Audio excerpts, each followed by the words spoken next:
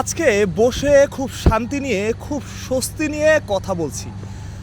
এমন একটা জয়ের জন্য অপেক্ষা ছিল অনেক দিনের।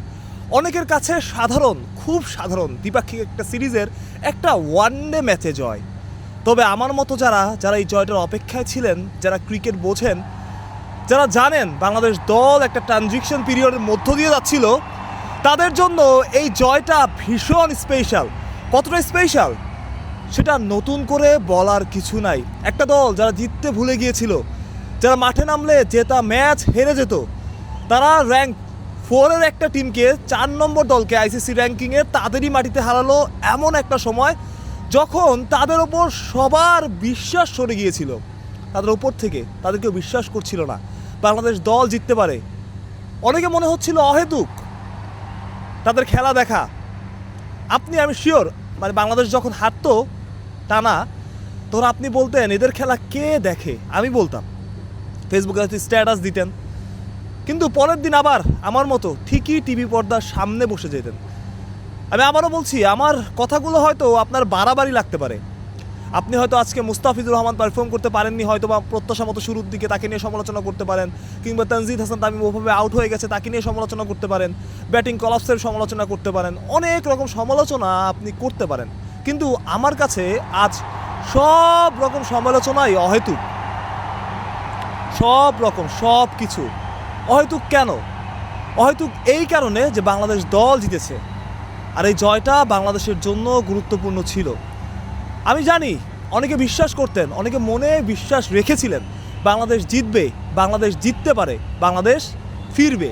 আমি তাদের মধ্যে একজন। আজকে সকালে আমি আমার ফেসবুকে একটা পোস্ট করেছিলাম, বাংলাদেশ দল ফিরবে, সুসময় ফিরবে। সবাই হারিয়ে দিচ্ছিল, কেউ লাভ দিচ্ছিল। আমি সেই লাভ রিয়েক দলা মানুষগুলোর দলে সবসময় আশা করি, ভালোবাসি, ভরসা রাখি বাংলাদেশ দলের ওপর। আমি আবার বলছি, আপনার মনে হতে পারে খুব ছোট একটা দল, কিন্তু তানভীর ইসলাম, পারভেজ হোসেন ইমন, তানজিম হাসান সাকিব, এরাই কিন্তু ভবিষ্যতের বাংলাদেশ। পঞ্চপাণ্ডব ছাড়া বাংলাদেশ খেলছে। শ্রীলঙ্কাও এই সেম ট্রানজিশন পিরিয়ডের মধ্যে দিয়ে যাচ্ছিল, তারাও উঠে দাঁড়িয়েছে। এমন একটা সময় থেকে উঠে দাঁড়াতে একটা জয় বড্ড প্রয়োজন ছিল বাংলাদেশের জন্য। এবং আমরা যারা বাংলাদেশের ক্রিকেটকে ভালোবাসি, বাংলাদেশকে ভালোবাসি, তাদের জন্য এই জয়টা স্পেশাল। পরের ম্যাচ ক্যান্ডিতে আমরা পরের ম্যাচ নিয়ে আলোচনা করতে পারবো, কে খেললে ভালো হবে, কে স্কোয়াডে থাকতে ভালো হবে, এগুলো সব নিয়ে আলোচনা করতে পারবো। তবে যেটা নিয়ে এখন করা উচিত না সেটা হচ্ছে সমালোচনা। অনেক কথা আসবে, অনেক যুক্তিতর্ক আসবে, তবে বাংলাদেশ আজ জিতেছে, শ্রীলঙ্কাকে তাদেরই মাটিতে হারিয়েছে। 4 নম্বর র্যাঙ্কিংয়ের টিমের সাথে একটা নরবরে 10 নম্বর র্যাঙ্কিংয়ের বাংলাদেশ দল জিতেছে। এর চাইতে বড় সাফল্য বোধ হয়, বড় খুশির খবর বোধ হয় আর কিচ্ছু হতে পারে না। আমি আবার বলছি, দলটার উপর ভরসা রাখুন। সমালোচনা করুন, গঠনমূলক সমালোচনা আমরাও করব, তবে দলটার উপর ভরসা রাখুন। খেলা দেখা বন্ধ করবেন না, কারণ এই দলটা জিতবে, এই দলটা জিততে পারে। আপনি পারভেজ হোসেন ইমনের ব্যাটিং অ্যাপ্রোচ দেখুন, অন্যদের ব্যাটিং অ্যাপ্রোচ দেখুন, এবং ভরসাটা বাড়ান।